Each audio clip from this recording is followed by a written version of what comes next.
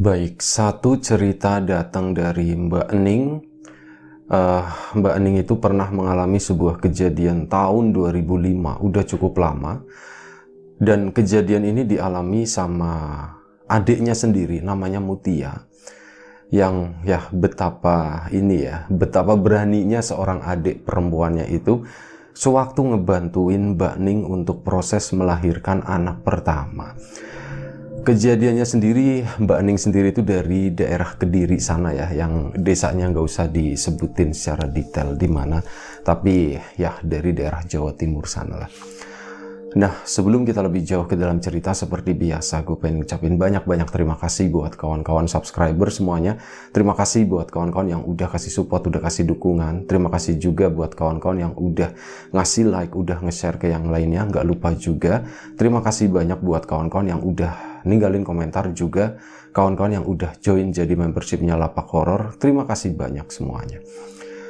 Mbak Ening waktu itu lagi hamil tua, hamil 8 lebih, udah bener-bener mau melahirkan seperti itu. Memang udah ada rasa sedikit kayak gitu, pergerakan yang berlebih dari sebelum-sebelumnya kayak gitu. Dan memang Mbak Ening sendiri waktu itu di tahun 2005 itu kehamilan yang pertama itu, namanya orang nggak punya pengalaman, jadi kayak gitu selalu was-was. Apalagi waktu itu kondisi Mbak Ening sendiri, suaminya bekerja di kapal ya, atau pelayaran seperti itu. Jadi suaminya itu nggak di darat, suaminya lagi di laut di sana. Ya mau nggak mau Mbak Ening itu harus mengurus segala sesuatunya sendiri. Memang ada orang tua, ada mertua juga, cuman Mbak Ening sendiri itu tinggal di sebuah rumah yang dikasih atau dibikin sama suaminya, rumah mereka sendiri gitu. Mereka udah misah. Ya, rumah orang tuanya Mbak Ening ada sendiri, beda kampung lumayan jauh. Rumah orang tuanya suami atau mertuanya itu juga lumayan jauh. Mbak Ening di sana selama masa kehamilan itu tinggalnya cuman sama Mutia, adiknya. Adik beda umur 2 tahunan. Waktu itu Mbak Ening sendiri usianya sekitar 24 sewaktu hamil itu ya. Dan si Mbak Mutia sekitar 22 lah, beda nggak jauh. Cuman itu tadi, adiknya Mutia itu punya karakter yang cukup spesial. Dia itu agak sedikit tomboy, agak sedikit beranian begitu. Kalau nggak diusik dia akan tenang, tapi kalau diusik ya dia bakal meledak-ledak.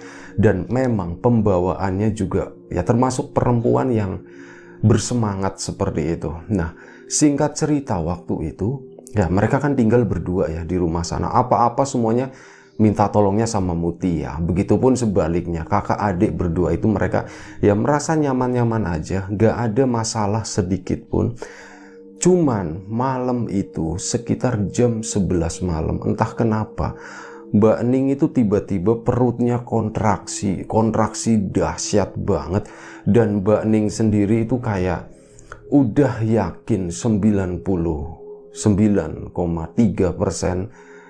kalau malam itu tuh bakal melahirkan begitu.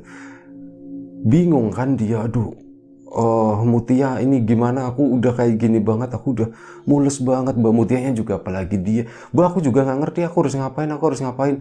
Mbak tak panggilin itu ya dukun bayi. Enggak, aku nggak mau lahiran di dukun bayi, aku mau di rumah sakit aja, kata Mbak Mutia. Kata Mbak Eningnya tuh seperti itu. Memang udah ngobrol sama suaminya saat telepon kayak gitu segala macam ya, suaminya juga nyuruh Mbak Ening gitu, udah kamu ngelahirinnya di rumah sakit aja, katanya begitu kan. Akhirnya kayak gitu kekeh dengan ininya, dengan kemauannya. Enggak Mutia, aku harus lahirnya di rumah sakit.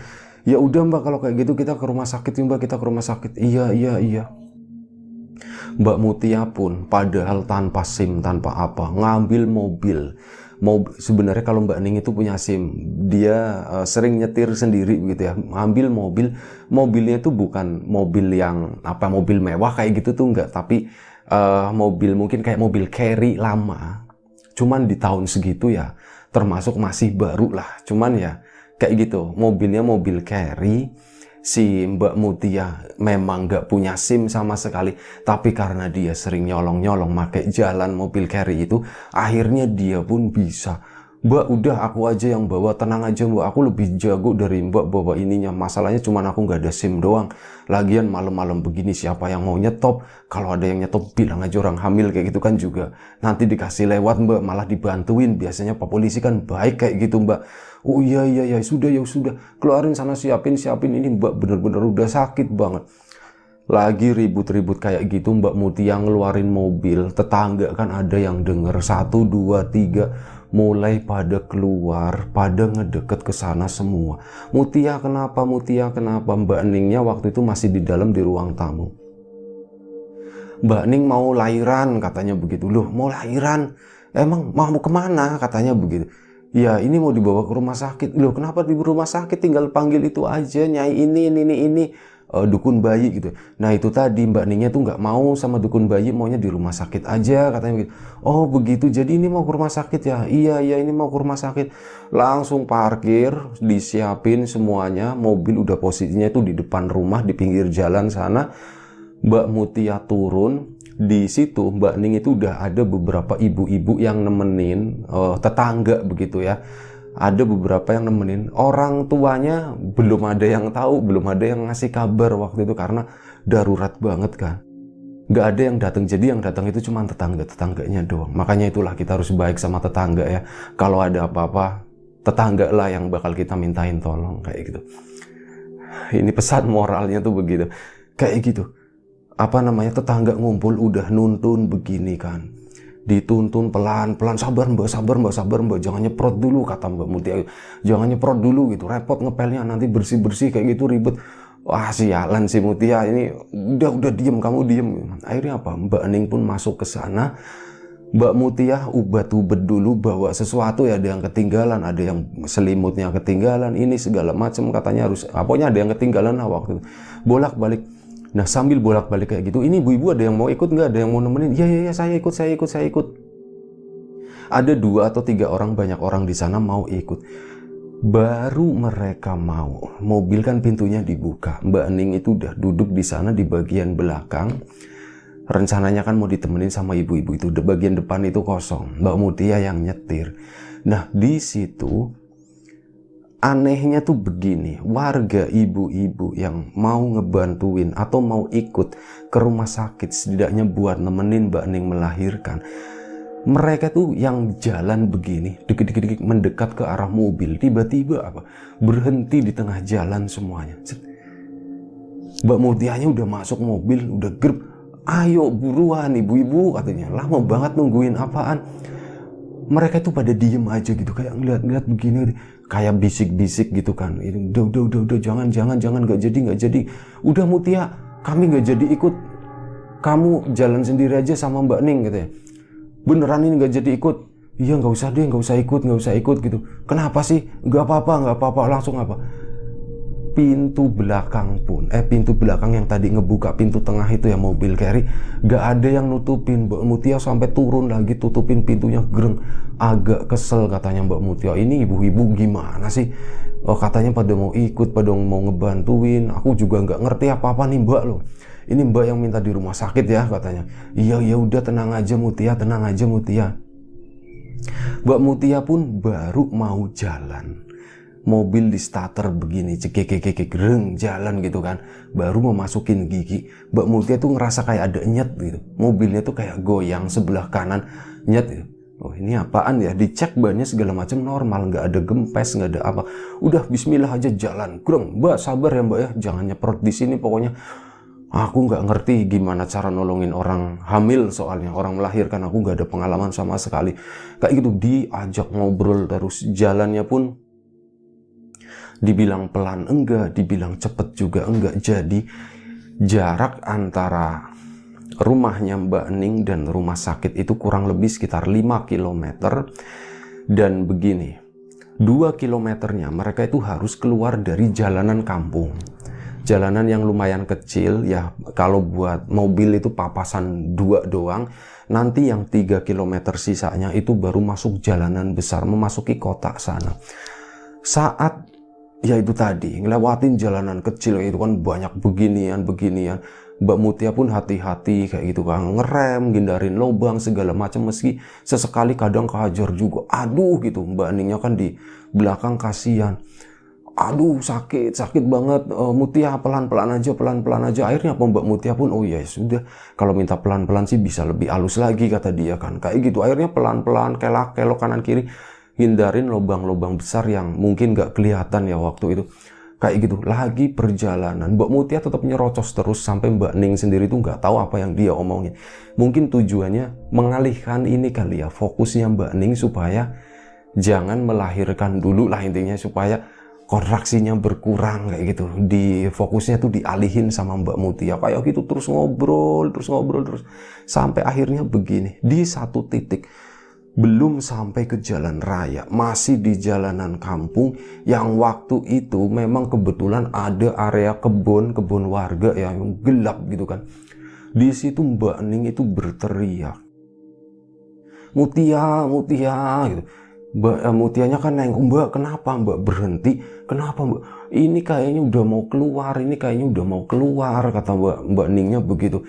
Ya sabar Mbak, ini jalanin lagi nggak, udah nggak usah, stop di sini aja, udah istirahat dulu Mbak, nggak kuat goyangannya, makin goyang itu kayaknya mau ceprot begitu aja, kata Mbak Ning tuh seperti itu. Dan memang bener, semakin mobil berjalan ada guncangan ya kayak gitu, rasanya kok tambah mau keluar. Akhirnya apa? Mbak Mutia pun nurutin berhenti di sana. Tapi Mbak, ini kita berhenti di kebun orang loh. Ini tuh malam-malam loh Mbak. Itu lihat tuh kanan kirinya serem banget kayak gitu Mbak. Udah tenang aja, nggak apa-apa. Udah sabar sebentar aja, biar ininya agak turun. Biar kamu sabar lah pokoknya kayak gitu.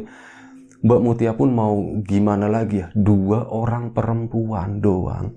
Yang satu nyetir, yang satu orang hamil, berhenti di tengah jalan di antara kebun yang panjang berapa ratus meter kayak gitu. Kondisinya gelap, nggak ada lampu.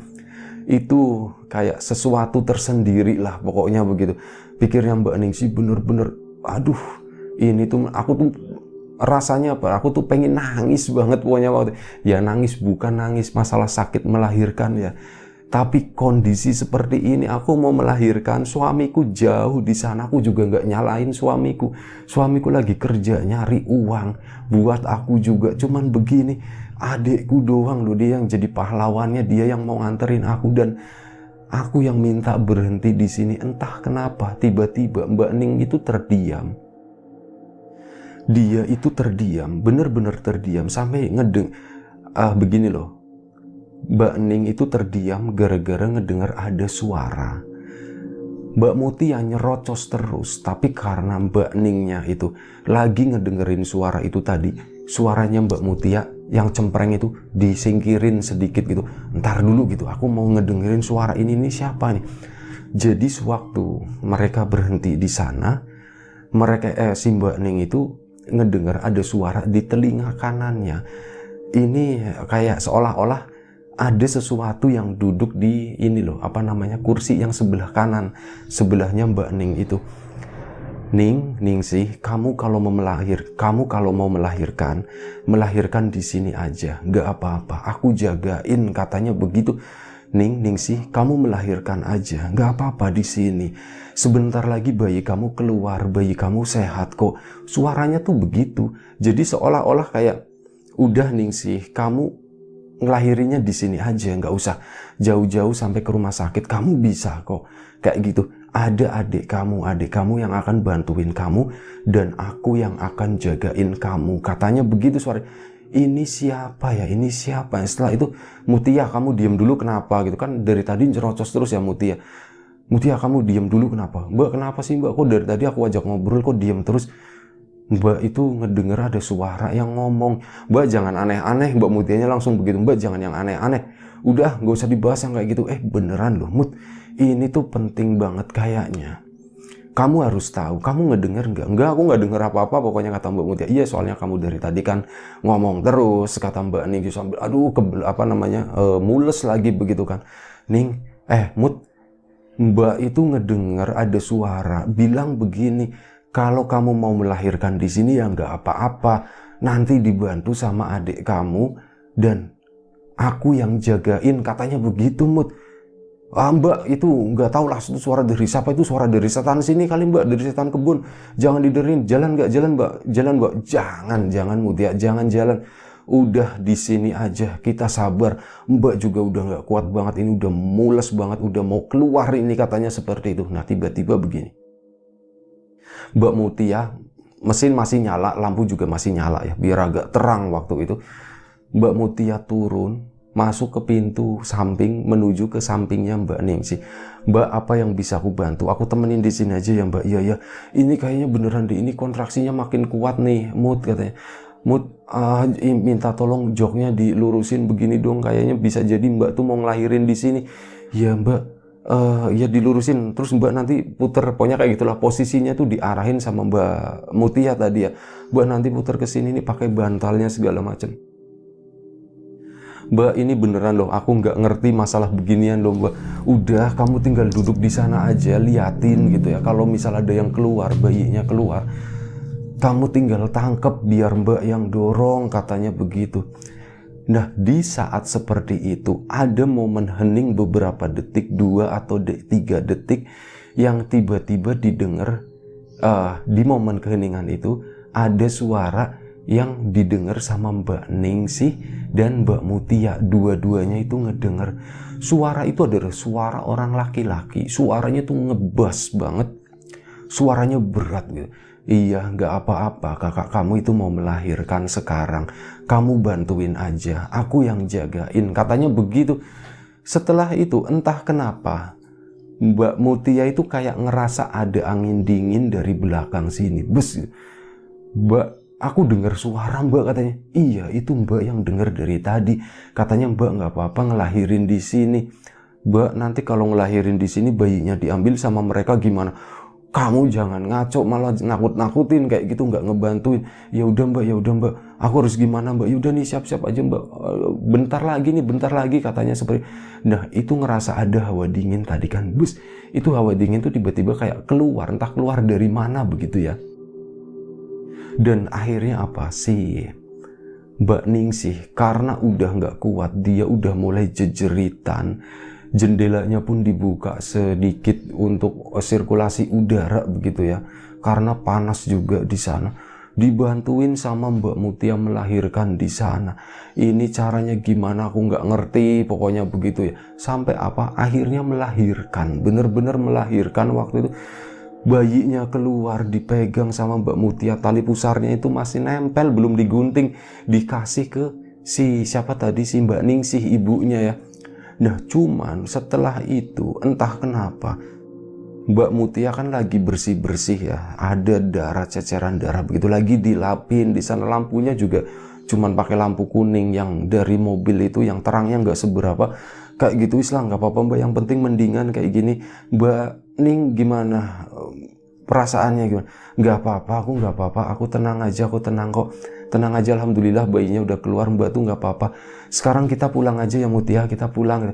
Iya Mbak, kita pulang. Nah, saat bilang kita pulang, Mbak Mutia kan nengok ke samping, keluar sana, keluar jendela yang gelap banget. Mbak Ningsih juga, mereka tuh sama-sama terdiam, bener-bener terdiam. Mereka saling nengok. Gara-gara apa? Mereka tuh ngelihat ada sepasang suami istri yang suaminya buka baju, perempuannya pakai kebaya, tapi kebayanya itu udah kotor. Jalan dari arah depan mobil, kena sorot lampu, itu jelas, makin jelas gitu, makin terang. Jalan ngedeket. Mbak, itu siapa? Nggak tahu, mungkin warga ya. Mbak, itu bukan warga Mbak, lihat mukanya ya Mbak. Mukanya itu mukanya busuk gitu, bener-bener mukanya tuh hitam. Dan Mbak Mutia yakin itu bukan manusia Mbak, itu bukan manusia Mbak, itu kayaknya setan, kata Mbak Mutia. Udah kamu, udah jangan mikir yang enggak, jangan mikir yang enggak, gini aja Mutia, ini mobil semuanya dikunci. Setelah itu kamu naiknya dari sini, nggak usah turun ke bawah lagi ya, katanya begitu. Udah kita jalan aja. Baru mau kayak gitu, tiba-tiba dari berbagai arah itu muncul sosok-sosok yang ya udah macem-macem lah. Dan mereka semua itu ngelihat ada sosok pocong yang tiba-tiba ngedeket nempel, hampir nempel di mobil ya, sekitar jaraknya tuh mungkin sekitar 1 meter. Ada kuntilanak yang ketawanya cekak cekik cekak, itu bolak-balik kayak gitu terus. Ada sosok tinggi besar. Nah, untungnya begini, di saat mereka itu udah mulai ketakutan, Mbak, ini nggak bener ini Mbak, ini orang melahirkan katanya memang ngundang begini, kata Mbak Mutia seperti itu ya. Ini emang mengundang begini Mbak, kita harus buru-buru di sini. Tapi ternyata saat lagi ngobrolin kayak gitu, mereka udah mulai ketakutan. Tiba-tiba sosok-sosok itu tuh pada berhenti awalnya. Sosok-sosok yang ngerubutin mobil mereka tadi berhenti dan pelan-pelan mereka itu mundur. Jadi setelah itu mereka tuh ngelihat ini loh. Ada satu sosok laki-laki. Wujudnya itu laki-laki. Sepintas kata Mbak Ning, itu laki-laki tampan, masih muda. Usianya itu sekitar 30 tahunan. Seusia dengan suaminya Mbak Ning sih yang berada di sana ya. Dan anehnya tuh begini, baju yang dipakai sama si pria tersebut itu nggak wajar. Bajunya tuh kata Mbak Ning sih, ya kayak baju-baju ketoprak Mas, kayak baju Jawa-Jawa kerajaan dulu, katanya begitu. Si pria tersebut itu jalan muter begini ya, tapi jalannya bukan ngelihatin Mbak Ningsih sama Mbak Mutia, enggak. Itu ngelihatin mereka yang sosok-sosok yang ngerubutin mobil tersebut. Jadi ngelihatnya keluar sambil jarinya tuh nunjuk gini semua. Kayak gini, suruh kayak pergi gitu, nunjuk lagi pergi. Itu muterin mobil selama beberapa kali. Awalnya sosok-sosok tersebut pocong, genderuwo, kuntilanak, dan yang lain-lainnya yang bentuknya aneh-aneh yang nggak tahu namanya apa. Itu pada mundur pelan-pelan ke sana. Yang kelihatan banget kan bagian depan mobil situ, karena kesorot sama lampu itu agak ngebantu, lumayan kelihatan katanya. Pada mundur semua, akhirnya makhluk-makhluk itu tuh semuanya pergi. Nah setelah itu anehnya lagi tuh begini. Sosok yang lain itu udah hilang. Sosok pria tersebut itu masih ada, berada di depan mobil sana. Dia itu ngomong dari luar kan, dari depan mobil. Cuman anehnya begini, suaranya itu kayak di dalam mobil. Sekarang kalian putar balik, kalian pulanglah ke rumah, katanya begitu. Aku nanti menyusul, katanya begitu. Mbak nanti menyusul, kata Mbak Mutia begitu. Udah Mutia, turutin aja, kita udah selesai di sini. Ayo kita pulang. Iya mbak.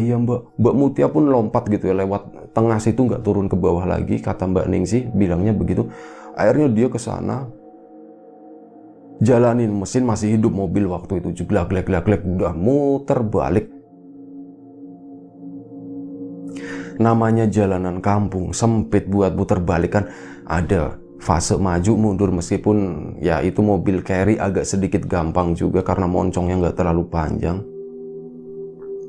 Berhasillah mereka putar balik, dan dari situ langsung Mbak Mutia tuh ya kayak kebut kayak gitu. Itu bayinya, pusarnya itu belum putus, belum digunting ya, karena nggak ada persiapan sama sekali, nggak bawa gunting, nanti takutnya infeksi, tetanus atau apa kayak gitu kan.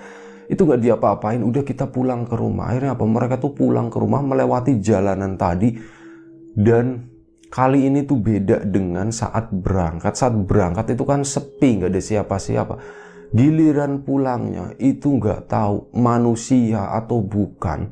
Mereka juga pada ngapain malam-malam itu, pada di tengah, bukan di tengah jalan ya, tapi di pinggir jalan kayak itu. Kayak ngelihatin mereka yang lagi lewat situ.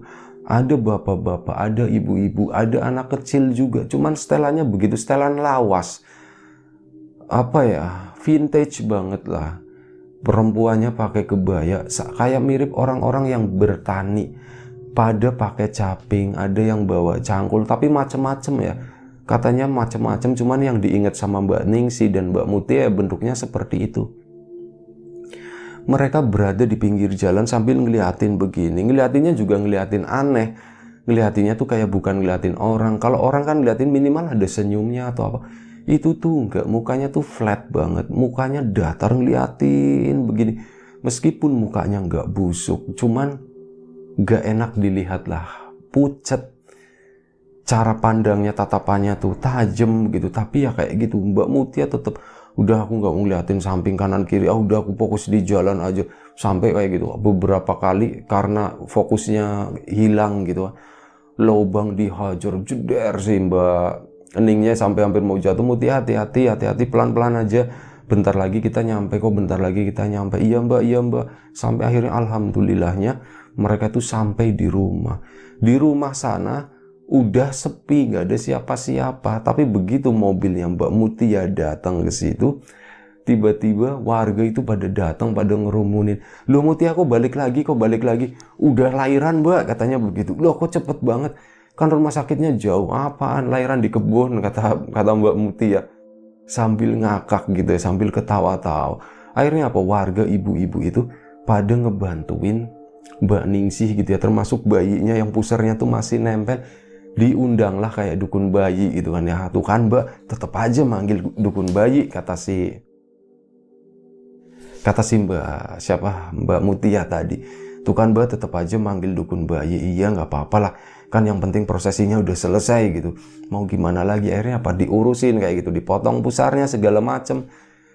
Mbak Ningsihnya juga dibersihin, mobilnya juga dibersihin sama Mbak Mutia. Nah saat itu kan nanya-nanya Mbak Mutia, ini ibu-ibu saya mau nanya nih, mohon maaf nih, tadi kan udah mau jalan, udah mau ikut sama kita, kenapa kalian gak jadi ikut, katanya begitu. Begini yon, sikut-sikutan ibu-ibu tadi. Oh ngomong kamu yang ngomong. Iya. Gini Mut, tadi pas kita mau naik itu di depan pintu tiba-tiba gak tahu itu apaan, itu ada makhluk gede banget, warnanya hitam, ada bulunya Mut, itu genderuwo maksudnya begitu. Iya ada genderuwonya. Mbak Mutia nengok ke Mbak Ningsih gitu kan, emang tadi yang jagain kita genderuwo ya Mbak ya? Ya nggak tahu gitu. Emang gimana? Warga jadi penasaran ya. Ini lahirannya di mana? Kita lahirannya di kebun Mbak, di sana pokoknya. Ditunjukin dan nggak tahu tadi tuh ada sosok pria ya yang ganteng lah. Bajunya tuh kayak pangeran-pangeran kerajaan seperti itu, ngebisikin ke kita, udah lahirannya di sini aja. Mutia yang bantuin, biar aku yang jagain. Dan ternyata kami tahu begitu bayinya lahir itu banyak banget di situ. Mbak Ningsih itu, aku juga ngelihat semua mereka tuh kayak ngerubutin, mau minta apa, mau kuntilanak, genderuwo, apa pocong, ada semua di sana. Bahkan yang nggak ada mereknya pun ada, kata Mbak Mutia seperti itu. Yang tadinya tegang gara-gara cara berceritanya yang cukup ngocol seperti itu, tadi warga kan jadi ketawa. Ya itulah Mbak, mungkin ada hubungannya kali ya sama sosok yang tadi loh, yang kita mau naik mobil itu, tapi wujudnya tuh gitu Mbak, beda Mbak. Wujudnya benar-benar berbulu hitam, matanya tuh nyala, warnanya putih katanya. Wah itu genderuwo, atau jangan-jangan ini kali ya, nyamar kali ya, pikirnya begitu. Genderuwonya nyamar jadi orang ganteng biar kayak gitulah, biar apa namanya, biar kita nggak takut kali Mbak, ngomong ke Mbak Ningsih, Mbak Mutianya waktu itu. Nah setelah itu entah kenapa tiba-tiba di ruangan itu tuh hawanya tuh beda banget. Ada bau wangi-wangi, kembang-kembangan seperti itu. Itu warga pun, ibu-ibu itu yang pertama ngerasain, ini bau apa sih kok baunya wangi, enak ya parfumnya ya gitu. Oh, bukan, ini bukan parfum, kata Mbak Mutia. Dari tadi soalnya nggak ada bau ini terus bau apanya? Ini bau wangi-wangi. Bener-bener wangi banget. Dan gak lama setelah itu ada suara. Dan semua yang ada di situ tuh ngedenger. Suaranya tuh seolah-olah yang ngomong itu berada di samping si suara tadi ya. Bener-bener suaranya tuh deket banget. Ya syukur sekarang bayinya udah lahir dan tugas saya udah selesai. Saya mau pamit dulu. Saat mau pamit dulu gitu kan pada nengok-nengok semua gitu. Ini suara dari mana? Ternyata mereka tuh ngelihat ada satu sosok laki-laki. Mereka semua kan di kamar, di dalam kamar waktu itu. Sosok laki-laki tersebut itu berdiri di ruang tengah, kelihatan sama mereka semua yang ada di sana. Laki-laki ganteng, bajunya kayak baju pangeran seperti itu, kayak yang di film-film kerajaan diketoprak seperti itu ya. Dan muka dari pria tersebut itu adalah muka suaminya si Mbak Ningsih, katanya begitu. Loh Mas, kok kamu di sini? aku bukan suami kamu, tapi aku teman suami kamu, katanya begitu si pria tadi. Udah, tugas aku udah selesai, sekarang ini ya tugas manusia semuanya gitu. Saya pamit dulu. Mbak Ningsi pun bilang, terima kasih ya Mas ya, terima kasih. Iya, sama-sama. Udah si sosok tadi jalan ke depan, udah nggak ada yang kelihatan lagi. Mbak Mutia ngikutin ke pintu, nengok begini, itu udah kosong, nggak ada siapa-siapa. Cuma di depan aja itu ada bapak-bapak. Nanya bapak-bapak, Pak, ngelihat sosok tadi ini nggak Pak? Enggak, nggak ada siapa-siapa yang lewat. Oh udah, Mbak Mutia nggak mau cerita panjang lebar gitu ya. Masuk lagi ke dalam kayak gitu, dan setelah itu mikir gimana caranya kita ngubungin suaminya si itu. Pulsanya belum ada. Tahun 2005 Mbak Ningsi itu udah pegang HP jadul kayak gitu ya. Dulu disebutin mereknya sih, waktu itu tuh masih pegang Siemens M35 kalau nggak salah. HP-nya tuh masih itu, pulsanya yang nggak ada. Dulu kan nelpon mahal banget. Maksudnya pengen nelponin si suaminya, ngasih kabar, nelponin keluarganya kayak gitu, mau ngasih tahu bayinya itu udah lahir. Bilang sama Mutia, Mutia kamu beli pulsa ya. Garuk-garuk Mbak Mutianya, Mbak yang jualan pulsa jam segini di mana katanya. Oh iya, ya udah Mbak, nunggu pagi aja besok. Udah, ini tenangin aja, beres-beres dulu semuanya. Iya Mbak, tak temenin sampai pagi, kata para tetangga begitu. Akhirnya apa ya, malam itu pada nemenin semuanya di sana. Pagi-pagi harinya Mbak Mutia pun beliin pulsa. Waktu itu beli pulsanya cukup banyak, 100.000 lah waktu itu ya, diisi buat nelpon suaminya. Mas, alhamdulillah aku mau ngasih kabar, anakmu udah lahir Mas gitu. Mas, kamu lagi di mana sekarang? Aku lagi di suatu negara, ini singgah 2 hari, nanti jalan lagi deh. Lagi di darat berarti ya. Ditelepon nyambung kayak gitu Mas itu. Alhamdulillah. Tapi begini Mas, ada satu kejadian yang aneh Mas. Nggak tahu, ada begini diceritain semuanya ya dari awal ke sama Mbak Ningsi tadi. Nah, suaminya juga bingung. Wah, nggak tahu deh. Mas juga nggak pernah ngilmu kayak gitu tuh, nggak pernah. Terus gimana Mas? Terus itu siapa ya Mas? Ya nggak tahu. Mas, jenengan itu ngelakuin apa sih? Jujur aja katanya. Ngelakoni apa gitu, maksudnya melakukan apa, ilmu apa, kata. Terus didesak sama istrinya, kok bisa sampai ke sini kayak gitu kata. Jadi pikirnya Mbak Ningsi itu adalah kayak perwujudan dari suaminya yang dari jauh di sana, kayak buat ngelindungin istrinya begitulah. Sementara suaminya tuh enggak. Dan intinya begini, setelah beberapa bulan kemudian pulang, diceritain sama suaminya juga di sana tuh mikir terus, itu apa, itu baik atau enggak, itu baik. Sampai akhirnya suaminya tuh konsultasi sama beberapa temannya yang mungkin mengerti hal seperti itu ya. Nah, masukan dari teman-temannya itu bilang begini, itu mungkin perwujudan atau jawaban dari doa kamu. Doa kamu buat ngelindungi istri kamu di sana, doa kamu tulus buat ngelindungi anak kamu kayak gitu. Makanya kayak gitu Allah mungkin ngebales doa kamu dengan cara yang nggak kita duga-duga sama sekali. Termasuk itu tadi, wujudnya kamu begitu untuk ngejagain istri dan anak kamu, termasuk adik kamu Mutia itu, katanya begitu. Wah, kalau kayak gitu ya alhamdulillah banget lah, terima kasih. Mungkin bener juga ya. Ini jawaban paling baik menurut suaminya saat ditanya sama istrinya, ya mungkin seperti itu deh. Mas dapat kayak gini juga, ini dari teman Mas, mungkin kejadiannya seperti ini, mungkin jawaban dari doa Mas yang tulus buat ngejagain kalian, sementara Mas nggak bisa di sini, nggak bisa ngebantuin apa-apa, cuman bisa ngebantu doa, dan mungkin doa itu tuh sampai dan mewujudnya tuh seperti itu. Ya alhamdulillah semuanya dimudahkan gitu kan. Iya Mas, alhamdulillah semuanya itu mudah dan baik-baik aja, dan alhamdulillah kayak gitu ceritanya udah selesai. Terima kasih buat ya mereka tuh akhirnya tetap suaminya tuh berangkat bolak-balik begitu ya. Sekarang sih udah enggak, karena udah capek, mungkin duitnya udah banyak juga, jadi menetap di rumah, mereka buka usaha, banyak lah, ada beberapa kayak gitu. Ya kurang lebih seperti itu satu cerita dari Mbak Ningsi dan juga Mbak Mutia adiknya. Terima kasih udah berbagi cerita ini. Buat kawan-kawan terima kasih juga, mohon maaf kalau ada sesuatu yang nggak berkenan di mata, di hati, di telinga kawan-kawan semuanya. Mohon dimaafkan. Siapapun itu, semoga kita selalu diberi kemudahan dalam hal apapun, termasuk kemudahan dalam hal rezeki.